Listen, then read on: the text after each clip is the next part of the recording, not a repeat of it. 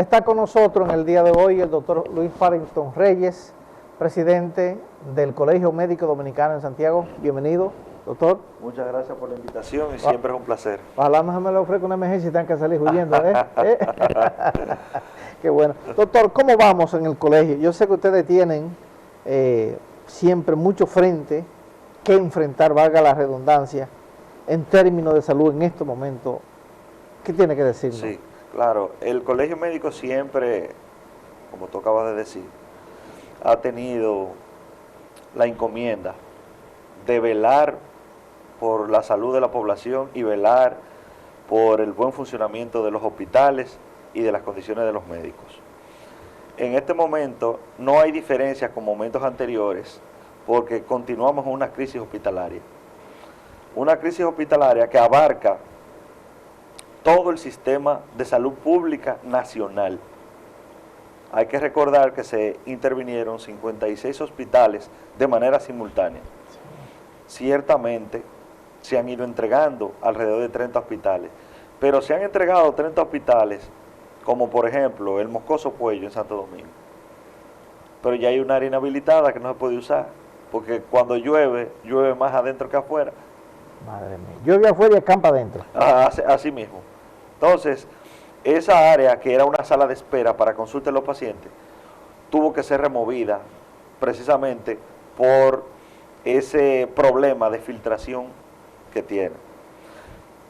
El problema de ese mismo tipo se presentó en el Cabral Ibáez, en el 4º piso. Ahora reciente. Llovió y llovía adentro, en las áreas de las habitaciones y en una parte de la emergencia también, que de hecho esa parte de la emergencia tuvo que ser inhabilitada temporalmente hasta intentar resolver ese problema. Lo que eso significa es que la crisis hospitalaria no ha cedido. Nosotros no hemos tenido un avance significativo en la calidad de la atención del paciente, porque las estructuras entregadas no han sido lo que nosotros esperábamos. No ha habido supervisión, es lo que veo, en cuanto a la construcción. Yo pienso que el responsable de estas reconstrucciones, que es la OISOE, no le ha dado el seguimiento adecuado a estas obras. Si yo le digo a usted, yo necesito por favor que usted la mesa la ruede y la ponga a mi derecha. Si yo le digo, si le doy esa orden por teléfono y no la superviso, puede ser que no quede donde realmente yo la necesitaba. Y es lo que nosotros pensamos que ha pasado cuando usted tiene una planificación estricta de lo que va a hacer en un hospital, agregar más habitaciones, reparar los quirófanos, y no se usted lo entrega y no se lleva a cabo la planificación, entonces no hubo supervisión. Ok. Entonces, en esta situación, doctor, porque veo que se habían presentado unas denuncias hace un tiempecito de que la reconstrucción en estos hospitales con los pacientes dentro ha provocado serios problemas también a nivel de salud. Por supuesto, hay que recordar que esas remodelaciones, esas reconstrucciones se han hecho demoliendo la estructura con los pacientes ingresados, dando atención. Entonces, ha traído como consecuencia dos cosas: mayor enfermedad para los pacientes e infecciones y problemas de salud para los médicos, que somos realmente los que estamos dentro de esas estructuras cuando se están demoliendo. Hace ya aproximadamente año y medio, un brote de tuberculosis en el Cabral Ibáez. En el Cabral Ibáez. En el Cabral Ibáez, donde no solo pacientes fueron infectados, sino también los médicos, que son parte del personal de salud. Y confirmado y medicado. Y un paciente no puede ser atendido por un médico que esté infectado y menos de tuberculosis. Entonces, hubieron médicos de esos que tuvieron que inhabilitarse por un tiempo hasta que iniciaran el tratamiento y se le diera la vigilancia epidemiológica que necesitaban. Por esa razón, porque al parecer esta gran reconstrucción de los hospitales se inició sin una planificación de qué se haría y en qué tiempo se haría. En el Cabral Ibáez, por ejemplo, nosotros tenemos 6 años en la reconstrucción. 6 años, ya ajustamos. Empezó el Cabral Ibáez cuando se dio el primer Picasso, se anunció la remodelación del Cabral Ibáez a un costo de 1.382 millones. Ese era el presupuesto inicial. Vamos por más de 2.600, todavía no hemos terminado. ¿Y qué ha pasado ahí entonces? Que, como acabo de decir, esa planificación de esa reconstrucción no se encajó dentro de ese presupuesto que se inició. Y ha ido, no, que hay que agregarle ahora el equipo, ahora. Entonces, se ha ido el Cabral Ibáez como si fuera un barril sin fondo. Muchos recursos y todavía el Cabral Ibáez no está ni siquiera el 70%. Se habla de que todavía para la terminación de Cabral Ibáez, realmente como debe ser, nos harían falta 3 años o 4. Madre mía. Pero todos los años anuncian que lo van a entregar en noviembre, que en diciembre, después en febrero. Yo le voy a decir una anécdota que hasta cierto punto puede ser chistosa. Nosotros hemos tenido contacto en varias ocasiones, cuando ha venido el Cabral Ibáez, con el ingeniero Francisco Pagán, de la Visor. Pagán dice, tenemos pensado que es para agosto, pero tiene 3 años dando fecha, pero en agosto, en diciembre va a ser, en diciembre, en febrero, en marzo. Pero tal vez tenga razón porque él no dice en febrero de qué año. Bueno. Pero entonces, ¿qué sucede cuando usted retrasa la entrega de un hospital como el Cabral Ibáez, regional? Recibe pacientes de las 14 provincias del Cibao. Y me voy más allá. El Cabral recibe pacientes hasta de Santo Domingo, que vienen aquí a atenderse. O sea que la sobrecarga que hay y la demanda de pacientes, el Cabral Ibáez no está en condiciones de recibirlo. Y mientras más tiempo tardamos, la gente sufre mucho más. Porque en una área donde usted anteriormente hacía sonografía ya no está porque la están demoliendo.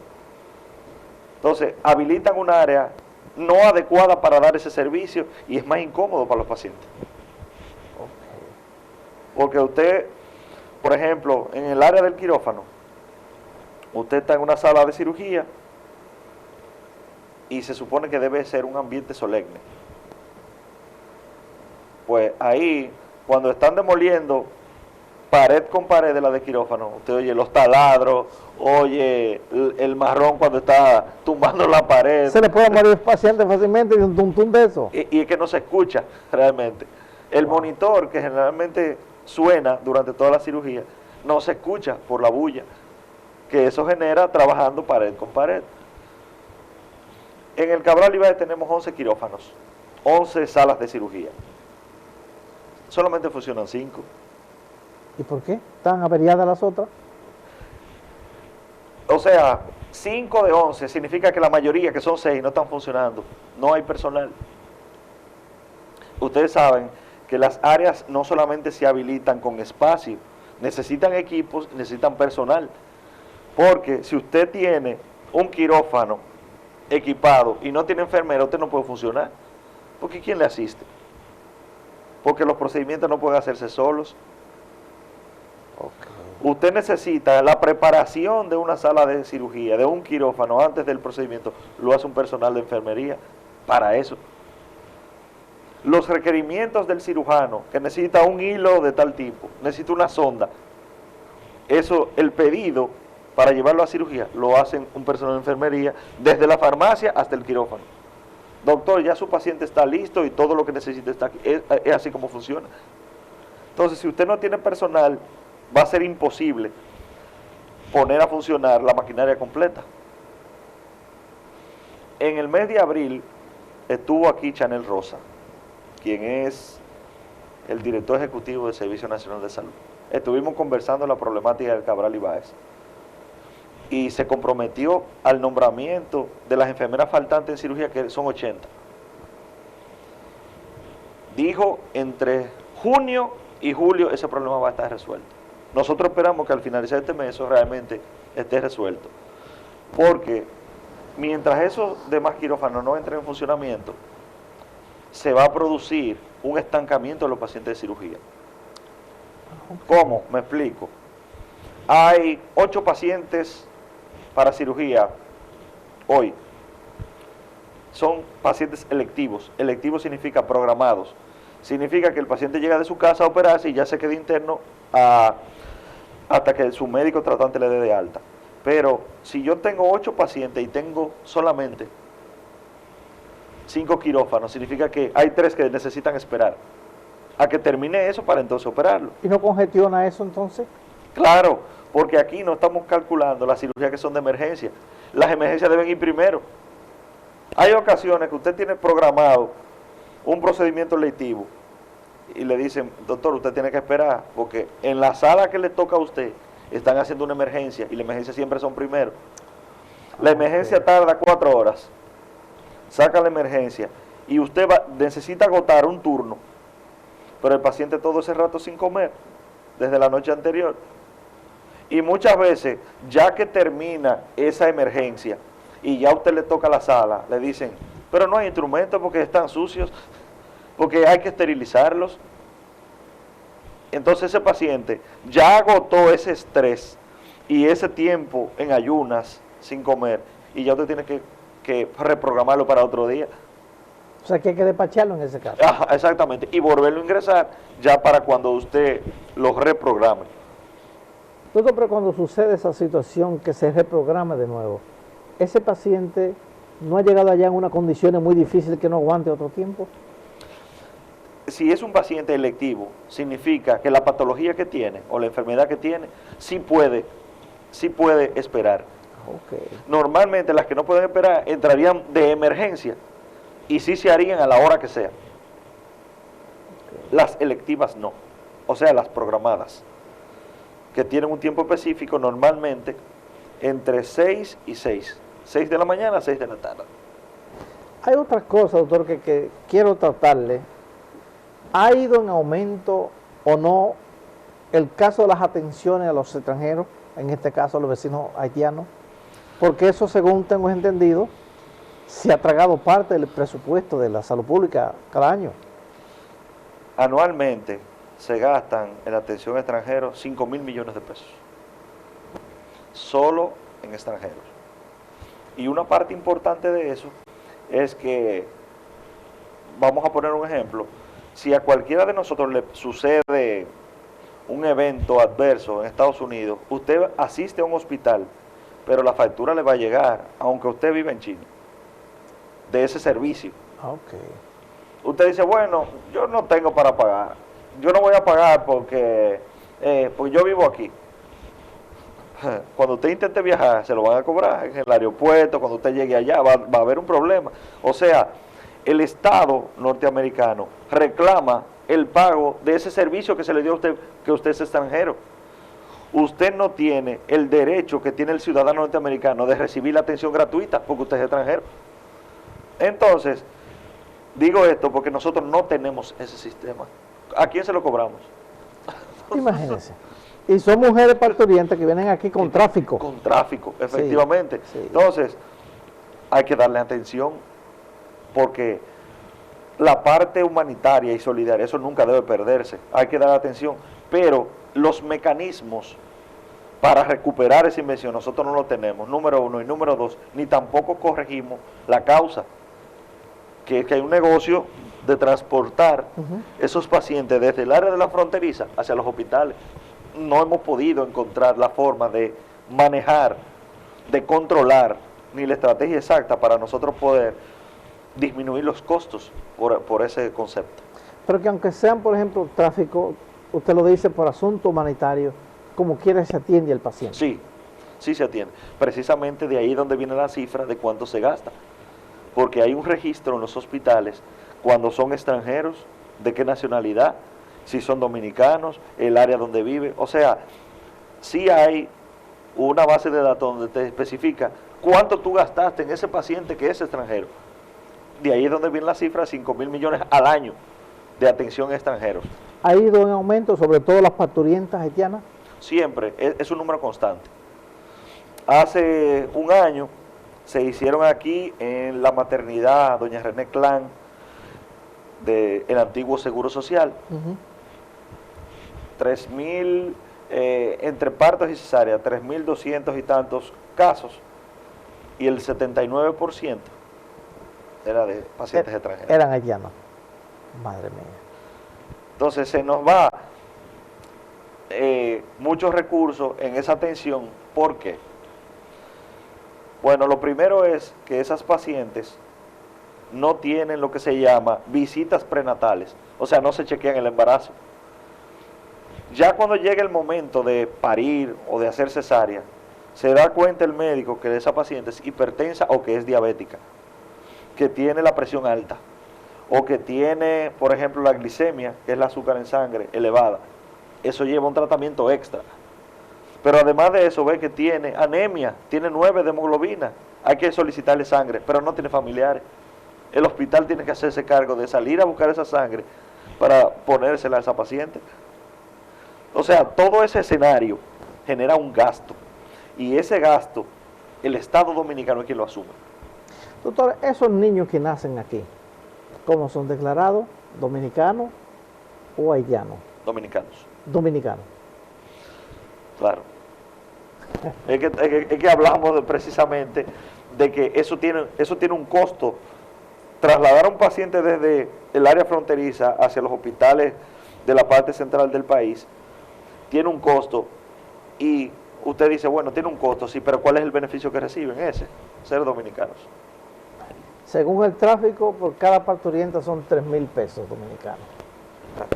Vamos a la pausa, regresamos en breve con el doctor Luis Farrington Reyes, presidente del Colegio Médico Dominicano aquí en Santiago.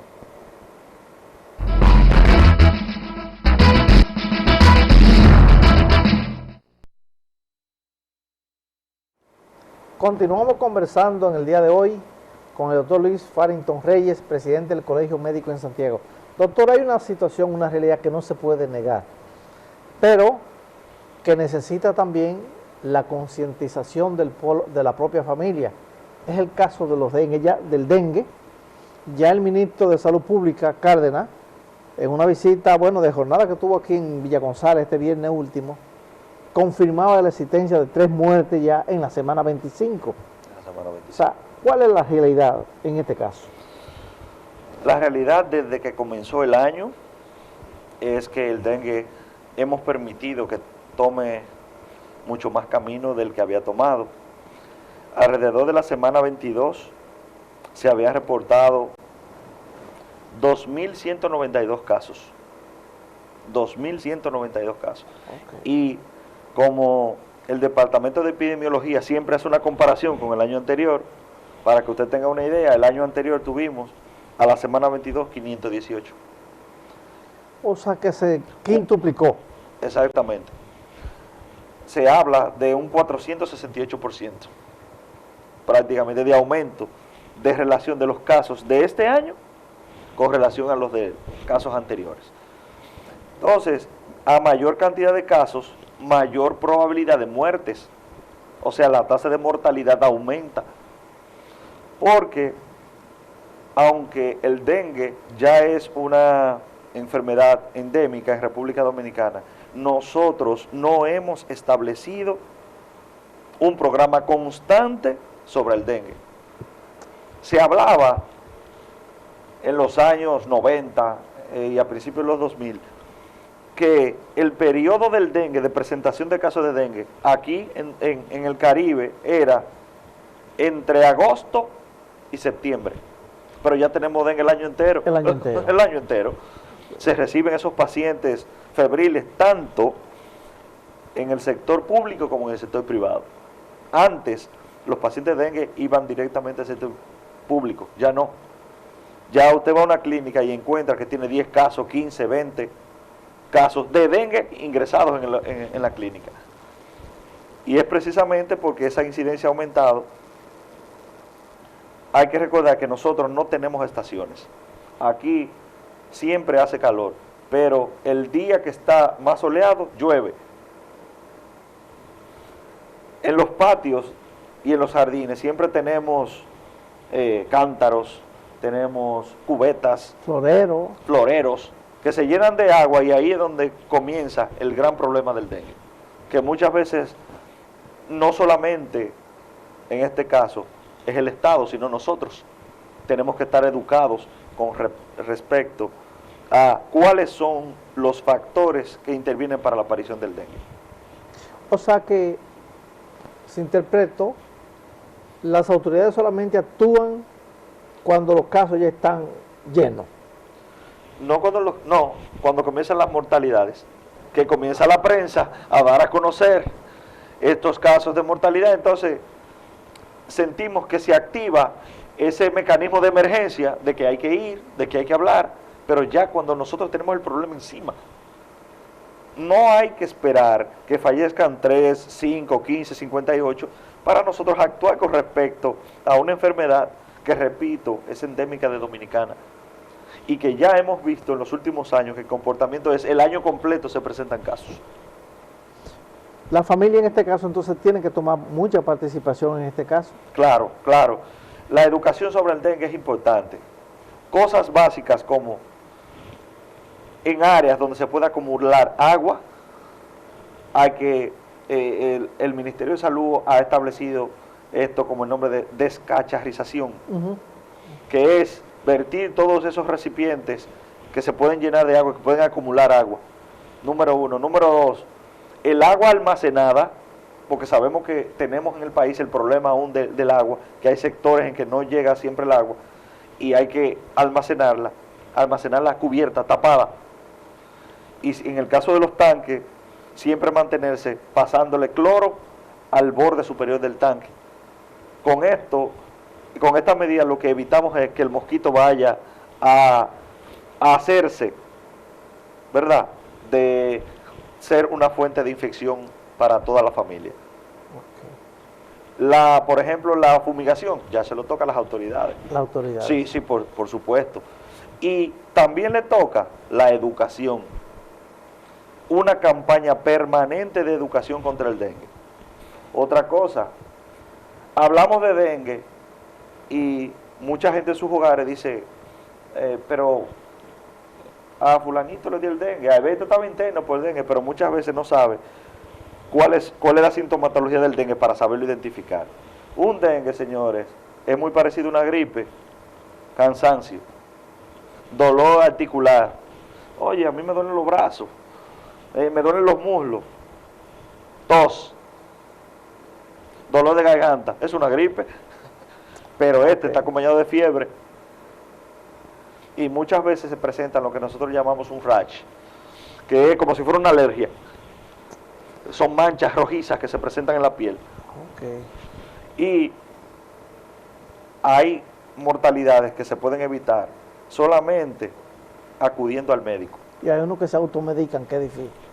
Es lo peor, porque en la casa usted, no, yo le di diclofenac para el dolor, le di acetaminofén, y usted dura 5 días tomando eso, y el periodo de incubación de esa infección del dengue es de 5 a 14 días, pero con una media de 7 días, o sea, una semana, y usted 5 días medicando, significa que ya permite que avance lo que es el dengue. Doctor, le agradezco mucho esta cátedra de salud, porque siempre son muy importantes para nosotros poder entrar en este tipo de situación, evitando sobre todo enfermedades. Gracias por habernos acompañado en este día. Gracias por la invitación. Amables televidentes, doctor Luis Farrington Reyes, presidente del Colegio Médico Dominicano en Santiago, ha estado con nosotros en este día en nuestro programa de Frente al País, a quien le agradecemos su presencia. Pausamos brevemente y ya regresamos.